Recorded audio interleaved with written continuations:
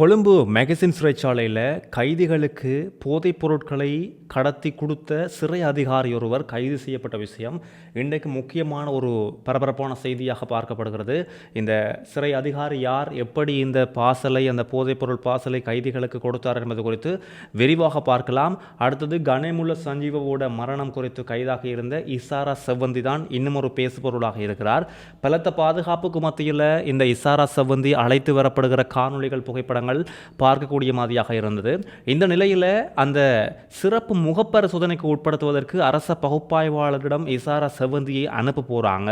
இதிலிருந்து இவர் தப்பவே முடியாது. இசாரா செவ்வந்திக்கு என்ன நடக்க போகுது என்பதை பார்க்கலாம். அடுத்தது மிக முக்கியமான விஷயம், முன்னாள் ஜனாதிபதி மஹிந்த ராஜபக்சவின் மகன் ஜோசித ராஜபக்ச இன்றைக்கு குற்றப்புலனாய்வு திணைக்களத்தில் முன்னிலையாக இருந்தார். வாக்குமூலம் அளிப்பதற்கு கிட்டத்தட்ட 2 மணித்தியாலங்கள் வாக்குமூலம் கொடுத்திருக்கிறார். அது குறித்தும் பார்க்கலாம்.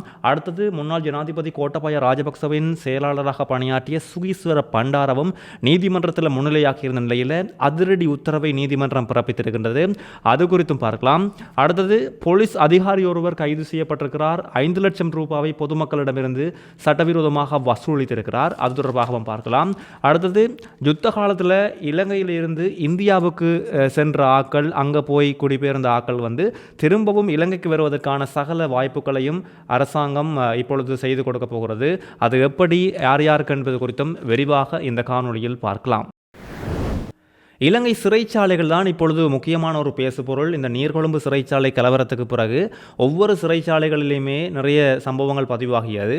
இதில் கொழும்பு பொரளை மெகசின் சிறைச்சாலையில் ஒரு சிறை அதிகாரி ஒருவர் இப்பொழுது இனங்காணப்பட்டு கைது செய்யப்பட்டிருக்கிறார். காரணம், சிறை கைதிகளுக்கு போதைப் பொருளை இவர்தான் வேறு வெளிநபர்களிடமிருந்து அந்த போதைப் பொருளை வாங்கி சிறை கைதிகளுக்கு கொடுக்க முயன்ற சந்தர்ப்பத்தில் தான் வசமாக இவர் சிக்கி இருக்கிறார். எப்படி இவர் சிக்கினார், யார் இவர் என்பது குறித்து பார்க்க இருக்கிறோம். அதாவது 20 லட்சம் ரூபாய் மதிப்புள்ள 100 கிராம் ஐஸ் போதைப் பொருள், 20 கிராம் மதிப்புள்ள ஹெரோயின் போதைப் பொருளோடு தான் இவர் கைது செய்யப்பட்டிருக்கிறார். 32 வயதுடைய தெகிவளை நபர் முதலாக போலீசாரால் கைது செய்யப்படுறார். அதாவது அவர்களுக்கு கிடைக்கப்படுற ரகசிய தகவலை அடுத்து விசேட சோதனையில் போலீசார் ஈடுபட்ட பொழுது தெகிவலையை சேர்ந்த நபர் ஒருவர் கைது செய்யப்படுறார். 32 வயசு.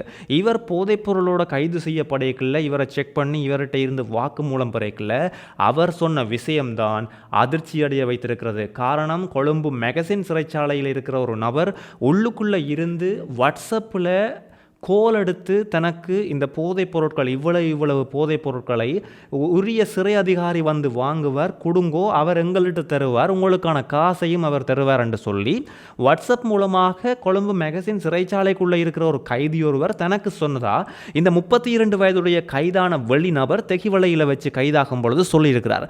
இந்த சந்தர்ப்பத்தில் தான் போலீசார் அவருடைய சேர்ந்து காத்திருந்து அந்த அதிகாரி, அந்த போதைப் பொருள் பாசலை வாங்க வர அதிகாரி வெறும் வரைக்கும் காத்திருந்து அவர் வாங்க வந்த நேரத்தில் வசமாக அந்த அதிகாரியை கைது செய்திருக்கிறார்கள். அப்போ பாருங்க எப்படியெல்லாம் இந்த வலையமைப்பு இயங்குகிறது. நான் முன்னர் ஒரு காணொளியிலையும் சொல்லியிருந்தேன், சிறை அதிகாரிகளின் சப்போர்ட் இல்லாமல், சிறை அதிகாரிகளின் ஆதரவு இல்லாமல் வெளியிலிருந்து உள்ளுக்குள்ள போதைப் பொருளாக இருக்கட்டும், இந்த இப்படி வாட்ஸ்அப்பில் தொடர்பு கொள்வதோ, நார்மல் கோலோ, தொலைபேசிகளாக இருக்கட்டும், சிறை கைதிகளுக்கு உள்ளே போவது என்றால் அது சிறை அதிகாரிகளின் ஆதரவு இல்லாமல் போகாது என்று நான் சொல்லியிருந்தேன்.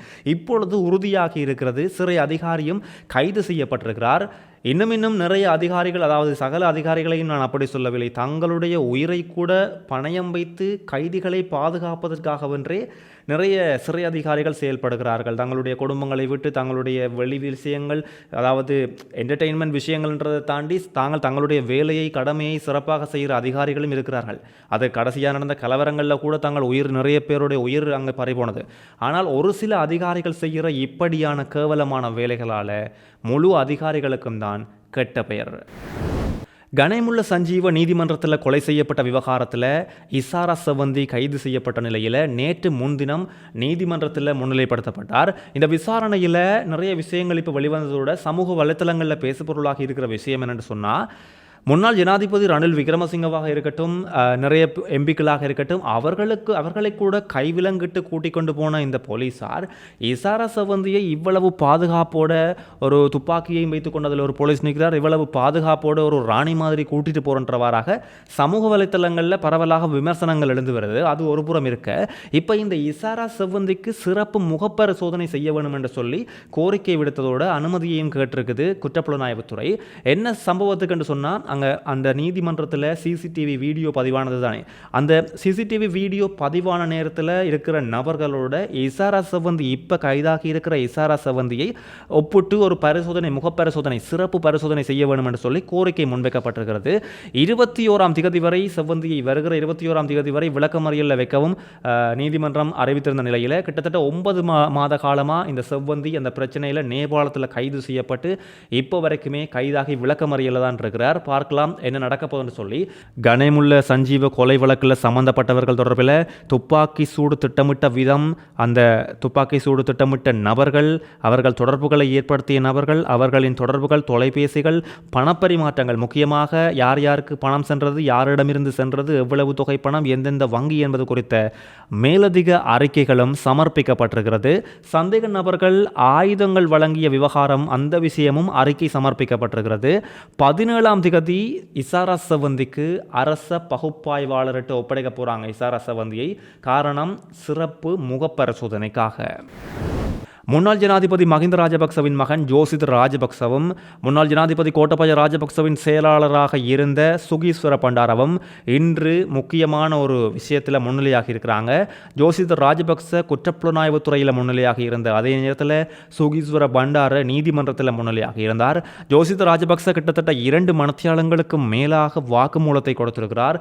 என்ன வாக்குமூலம் கொடுத்தார் என்பது வெளிவரவில்லை. ஆனால் 2 மணித்தியாலங்களுக்கு மேலாக குற்றப்புலனாய்வு திணைக்களத்தில் வாக்குமூலம் கொடுத்தா பிறகு நீதிமன்றத்தை இல்லை, குற்றப்புலனாய்வு துறையினரை விட்டு வெளியேறியிருக்கிறார். சுகீஸ்வர பண்டாரவுக்கு ஒரு அதிரடி உத்தரவு பிறப்பிக்கப்பட்டிருக்கிறது. நீதிமன்றத்தில் இன்றைக்கு முன்னிலையாக இருந்த நிலையில் மீண்டும் 28ஆம் திகதி வரை விளக்கமறியலில் சுகீஸ்வர பண்டாரவை வைக்குமாறு நீதிமன்றம் அதிரடியாக உத்தரவு பிறப்பித்திருக்கின்றது. சுகீஸ்வர பண்டார இப்பொழுது உள்ளுக்கு இருக்க காரணம் என்னென்று சொன்னால், இவர் அந்த அரசாங்கத்தில் இருக்கும் பொழுது ஒரே நேரத்தில் 2 சம்பளங்களை வாங்கின ஒரு குற்றச்சாட்டில் தான் சுகீஸ்வர பண்டார இப்பொழுது விளக்கமறியலில் வைக்கப்பட்டுள்ளார்.